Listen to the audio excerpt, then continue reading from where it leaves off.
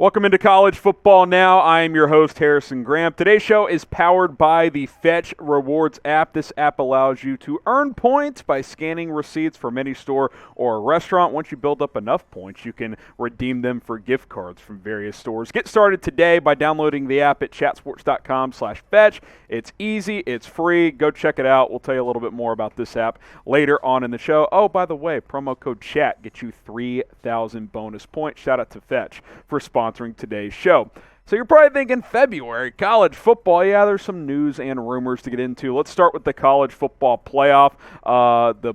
Bill Hancock announced earlier today that the CFP will not be expanding beyond 4 teams at this point in time. The current contract runs through 2026, so it will remain as a 4-team playoff for the next handful of seasons. There was momentum toward expansion prior to conference realignment last summer. Shout out to Texas and Oklahoma for screwing it up for the rest of us.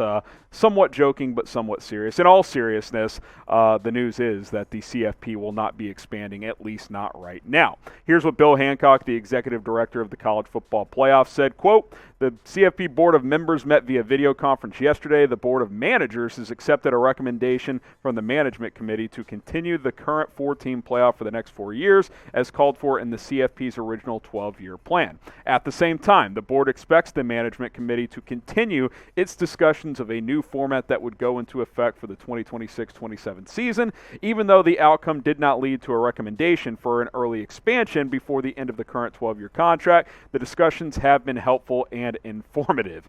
This is just lazy to me. Like, oh, we'll continue discussions. That's the plan, but nothing's going to change till 26, 27.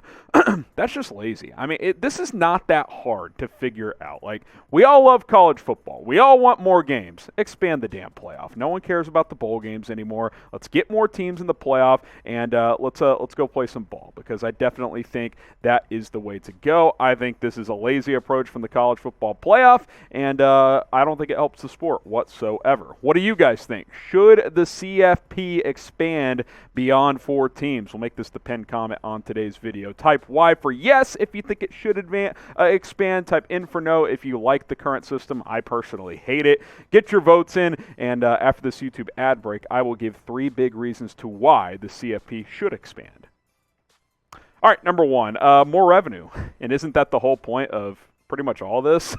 Any business, which, yes, college football is a business, you can make more money if you have more games. More games equals more TV money, equals more sales when you put butts in seats. Everyone wins. More money for the conferences, more money for universities, more potential money for these athletes as NIL deals continue to expand.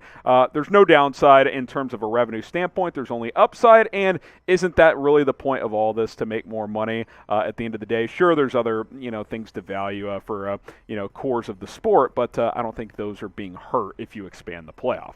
Okay, number 2, how about more variety? Listen, we're 8 years into the college football playoff, and only 13 teams have made it. So 2021 was the exception, not the norm for the college football playoff. This year we had Michigan, Cincinnati, some new blood in there, of course, which was nice to see. Of course, Georgia, Bama ends up being the natty anyway, but this was the exception, not the norm, to have 2 new faces in the playoff. Like I said, in 8 years, only 13 teams have made the playoff, and 7 of those 13, so more than half, have only made it once. So you're talking about 6 of the 13 teams that have made it have primarily been represented, and those 6 are, off the top of my head, Alabama, Oklahoma, Ohio State, Notre Dame's been a couple of times, Clemson, and I'm forgetting someone else, another team that's made it a few times. Georgia's the other one. Those are the 6 teams that typically cycle in and out of a 4-team playoff. I think more variety would certainly help. Number 3, home field playoff games. You're telling me that it wouldn't be absolutely electric in a round of 16 or a quarterfinal round to see, I don't know, Michigan go to Tuscaloosa to face Alabama in a playoff game in January. You're telling me that wouldn't be awesome? That would be outstanding. You could have the first 1 to 2 rounds, depending on how much you expand, be in college stadiums. And you know what else that does? Everybody's like, oh, don't expand beyond 4. It diminishes the regular season. No, it doesn't, because what you do is you incentivize winning by saying, hey, the first 2 rounds, the higher seeds, they get to play at home before the semis and the final. You can keep that format with what it is on rotation, stadiums, Cotton Bowl, Orange Bowl, Rose Bowl, all that stuff. But Round of 16, quarterfinals. Home field advantage? Who says no? That would be absolutely electric. How many teams do you guys think should be in the CFP? I think 12 is a sweet spot. Another reason I like 12, top 4 seeds get a first-round bye. Again, that makes the regular season very, very valuable still, very important because you want a bye in the first round because if you have to play less games in the playoff, that gives you a better chance of going all the way. Let me know what you guys think, and be specific if you want as well in terms of your idea for a college football playoff format.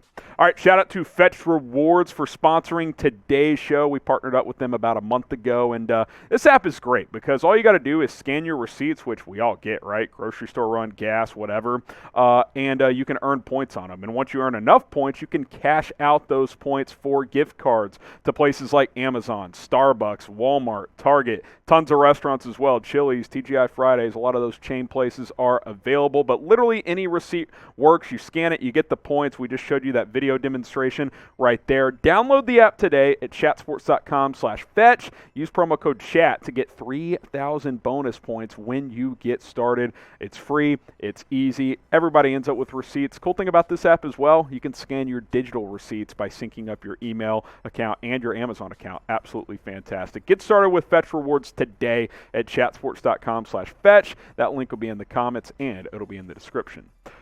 Let's get to some other college football stuff. Jayden Daniels, a bit of a surprise, entered the NCAA Transfer Portal on Thursday. Apparently a change of heart because early on, after the college football regular season ended, he reportedly met with Herm Edwards, their head coach, and basically agreed to come back for another year. There was some talk, could he go to the draft, could he transfer? He apparently decided to stay, and now you fast forward 6 to 8 weeks, and he has entered the transfer portal, and man, the Arizona State football program is in shambles. It's a mess right now in Tempe because you've had all these coaches leave. There's NCAA violations going on. Now you lose your starting quarterback for next year. You couple that with the fact that Lincoln Riley is now in your conference at USC coaching. That makes the Pac-12 South that much harder. It's not great if you're an Arizona State fan. Shout out producer Jack, who's been in shambles for the past 48 hours. Then you add this into it as well.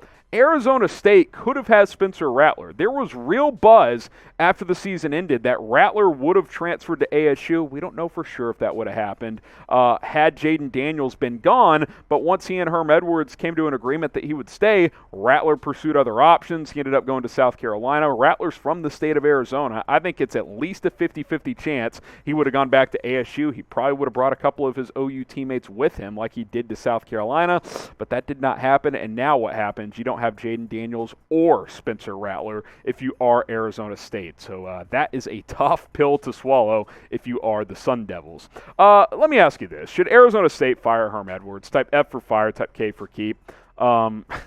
You know, he's done a decent job there from a win-loss standpoint. They're winning 7-8 games a year. It's not like he's been bad, but you got all these NCAA violations going on. Coaches are leaving, this transfer portal mess. I don't know. You know, you could talk me into firing him. Get your votes in. Should ASU fire Herm Edwards? You kind of look at this mess overall. So now you got Jayden Daniels out of the picture. 5 coaches have left, including Antonio Pierce recently.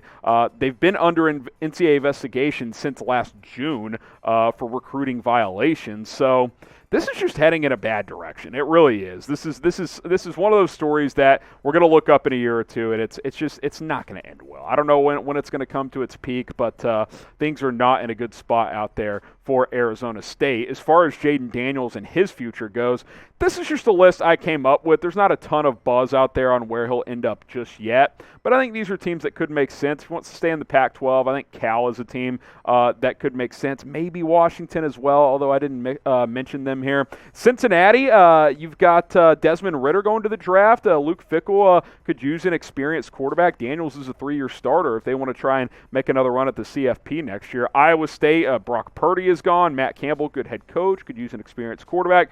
Notre Dame, Jack Cohen's gone, same deal. Marcus Freeman, year 1 for him if they want to bring in a guy who's played a lot of football. And then Wisconsin was reportedly in the mix for Caleb Williams to the end before he decided to land at USC. Maybe Jayden Daniels ends up in Wisconsin. You never know how that could play out. Who will land Jayden Daniels in the NCAA Transfer Portal? Let me know down in the comments what school is going to end up getting him. And by the way, JT Daniels still hanging out there as well. Both of the J Daniels are still available in the transfer portal. All right, appreciate you guys for tuning in here to Chat Sports for today's college football news and rumors. Still pissed off that the playoffs not expanding, but hey, that's how things go, right? Hit that subscribe button for more college football videos. We, of course, cover the NFL and the NBA as well here on this channel. Daily videos, it's free. Subscribe, and I hope you enjoy your weekend.